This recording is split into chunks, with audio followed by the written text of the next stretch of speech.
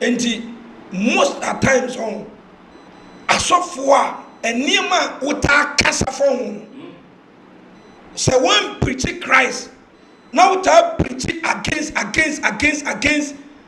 enima uta figure out a body preach for pan and only idea okoro ho abeye ne kese adentia Yesu kra na yede so ne hwe because Yesu ka say mi wu a ne nansa mesori meboa owu ye ntie message call ye message na nam ne say monkai say odadafo ne tiase o kan say tio so we tiase ma me ka cho ye o kan say enti time omu tisi wo omu fa both physical and spiritual.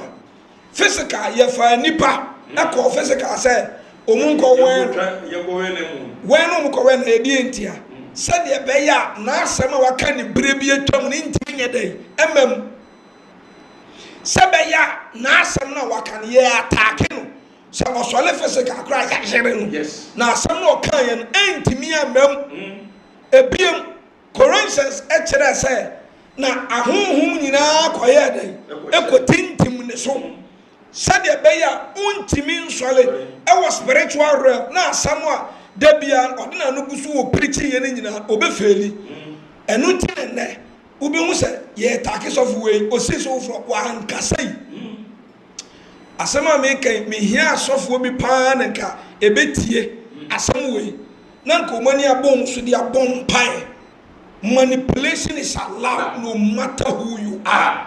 Yes. Menya isem enti Yesu onuma sem bi okan omu make sure say asem no obefeli ontimi nye na yetimi de nya no enti wo se menye kyerɛkyerɛfo bebre menye kyerɛkyerɛfo men kasa bebre menye hu nyansafo bebre anya sa wonam wonum asem so ebechew wonam wo preaching so be manipulate ye be make sure say ade bia wo against ye bia no beye